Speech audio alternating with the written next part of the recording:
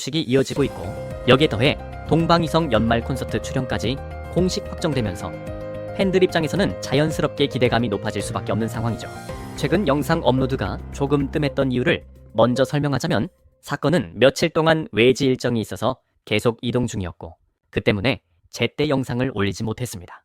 그래서 오늘은 급하게 뉴스를 나열하는 방식이 아니라 왜 이번 샤오잔의 동방위성 크로스오버 출연이 이전과는 다르게 느껴지는지, 그리고 이와 동시에 최근 내유에서 반복되고 있는 데이터 마케팅의 민낯을 차분하게 짚어보려고 합니다. 단순히 또 행사 나간다는 이야기가 아니라 그 이면에 깔린 흐름을 이해하면 지금 샤오잔이 어떤 위치에 있는지 훨씬 또렷하게 보이기 때문입니다. 이번 동방위성 크로스오버가 특히 눈에 띄는 이유는 공식 발표 시점부터가 완전히 달랐기 때문입니다. 확인되자마자 바로 관선이 나왔고, 그 시점도 상당히 빨랐습니다.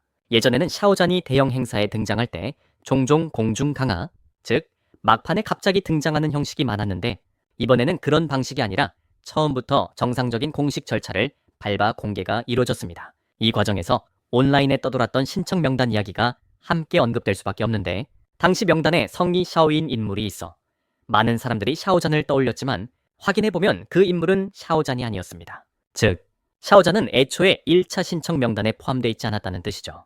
여기서 중요한 포인트가 드러납니다. 동방위성은 분명히 초기에 샤오잔을 초청했지만 샤오잔은 그 제안에 즉각적으로 답하지 않았고, 일정과 조건을 충분히 검토한 뒤 최근에서야 수락 의사를 밝혔을 가능성이 큽니다. 그리고 그 순간 동방위성은 기다렸다는 듯 바로 공식 발표를 내놓았습니다. 이 흐름이 의미하는 바는 명확합니다. 샤오잔은 부르면 바로 나오는 연예인이 아니라 플랫폼과 방송사가 기다려야 하는 존재라는 점입니다. 이 차이는 겉으로는 작아 보여도 업계 안에서는 위상과 협상력을 가르는 매우 중요한 기준입니다. 이런 이야기를 하게 된 직접적인 계기는 사실 드라마 전적 관련 이미지 하나였습니다. 사커가 팬 단톡방에서 우연히 본 자료였는데, 샤오홍슈에서 퍼온 마오엔 데이터 캡처였습니다. 해당 드라마가 전 플랫폼 누적 재생량 5억을 돌파했고 플랫폼 성취를 수백 개 달성했다는 내용이었죠. 이 자료가 왜 갑자기 화제가 됐는지를 보면 요즘 내유 팬덤 문화가 어디에 초점이 맞춰져 있는지 그대로 드러납니다. 하지만 샤오잔 팬 입장에서 이런 데이터를 보면 솔직히 큰 감흥이 없습니다. 우리 쪽에서 공유하는 기준은 명확합니다. 1위인가? 기록인가? 아니면 업계에서도 인정할 만한 단층급 성과인가?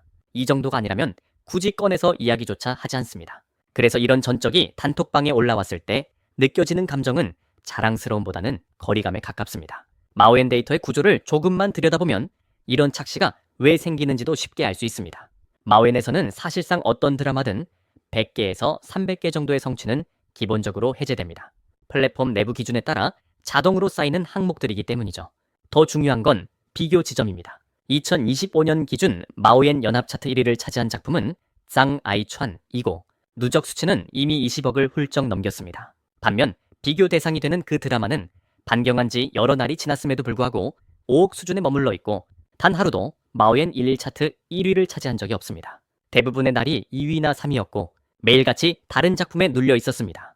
그럼에도 불구하고 팬들은 10만 달성 대기록이라는 표현을 쓰며 대대적으로 홍보합니다. 이 상황을 비유하자면 반에서 한 번도 1등을 해본 적이 없는데 전교 성적을 들먹이며 스스로 대단하다고 말하는 모습과 크게 다르지 않습니다.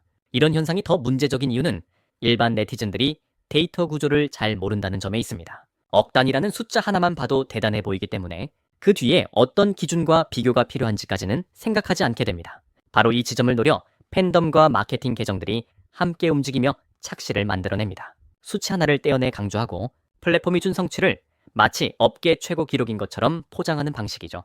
더 심각한 문제는 이런 홍보 과정에서 거의 항상 샤오잔을 끌어다 비교 대상으로 삼는다는 점입니다. 샤오잔의 작품을 은근히 깎아내리거나 라차이하면서 자기들 성과를 부각시키는 패턴이 반복됩니다.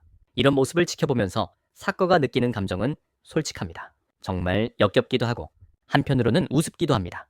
차라리 자기들끼리 만족하고 즐기면 될 일을 굳이 다른 사람을 끌어와 비교하고 깎아내려야만 성립하는 자랑이라면 그 자체로 이미 답이 나와 있기 때문입니다. 마오엔 열도가 과연 진짜 인기의 증명인가 라는 질문부터 짚고 넘어가야 할 것 같습니다. 많은 사람들이 마오엔 열도를 절대적인 기준처럼 받아들이지만 그 본질을 보면 어디까지나 플랫폼 내부에서 발생하는 상호작용 지표에 가깝습니다.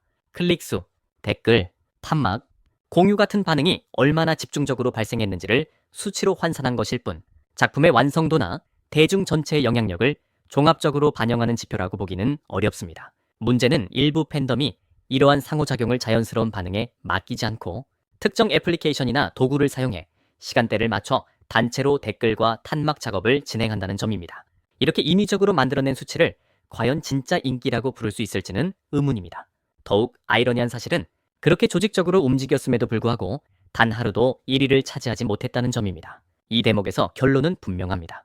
데이터는 얼마든지 포장할 수 있지만 작품 자체의 경쟁력과 대중의 선택까지 숨길 수는 없다는 것입니다. 숫자를 조작해도 실력은 결국 드러나고 순위는 거짓말을 하지 않습니다. 이 지점에서 샤오잔과 중국 연예산업 자본 중심 마케팅의 차이는 더욱 선명해집니다. 중국 연예계 자본의 전형적인 방식은 마케팅 계정을 총동원해 여론을 만들고 팬덤과 연동의 분위기를 띄우며 실제보다 과장된 성적을 마치 업계 최고 성과인 것처럼 포장하는 것입니다. 이 과정에서는 내용보다 노출이 실체보다 속도가 우선됩니다. 반면 샤오잔은 이런 방식과는 전혀 다른 길을 걸어왔습니다. 그는 특정 자본의 보호 아래 밀려 올라온 연예인이 아니라 오랜 시간 혼자서 버텨내며 결과로 자신을 증명해온 인물입니다. 그의 성적은 숫자 노름이 아니라 실제 경쟁 속에서 살아남은 결과이고 그의 영향력은 홍보 문구가 아니라 대중의 선택으로 축적된 것입니다. 그래서 샤오잔이 속한 세계와 자본 마케팅으로 만들어진 세계는 애초에 같은 기준에서 비교될 수조차 없습니다.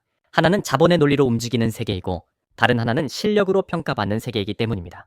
샤오잔 팬덤의 시선이 유독 높아 보이는 이유도 여기에 있습니다. 그동안 샤오잔이 쌓은 성적 자체가 워낙 강력했기 때문에 팬들 역시 자연스럽게 기준이 높아질 수밖에 없었습니다. 늘 상위권이었고 항상 기록을 이야기할 수 있는 위치에 있었기 때문에 평범한 성적에는 굳이 말을 꺼낼 필요조차 느끼지 않습니다. 반대로 다른 쪽을 보면 작은 성취 하나만으로도 마치 업계를 뒤흔든 대사건처럼 전 인터넷을 뒤덮는 경우가 많습니다. 이 차이는 우열의 문제가 아니라 그동안 쌓은 결과의 밀도와 무게가 얼마나 다른지를 보여주는 단면일 뿐입니다. 그래서 이쯤에서 감정을 정리할 필요가 있습니다. 이 영상의 목적은 싸움을 유도하거나 혐오를 조장하는 데 있지 않습니다. 누군가를 공격하려는 것도 아니고 특정 팬덤을 집요하게 비난하려는 의도도 아닙니다. 단지 지금 느끼는 솔직한 감정을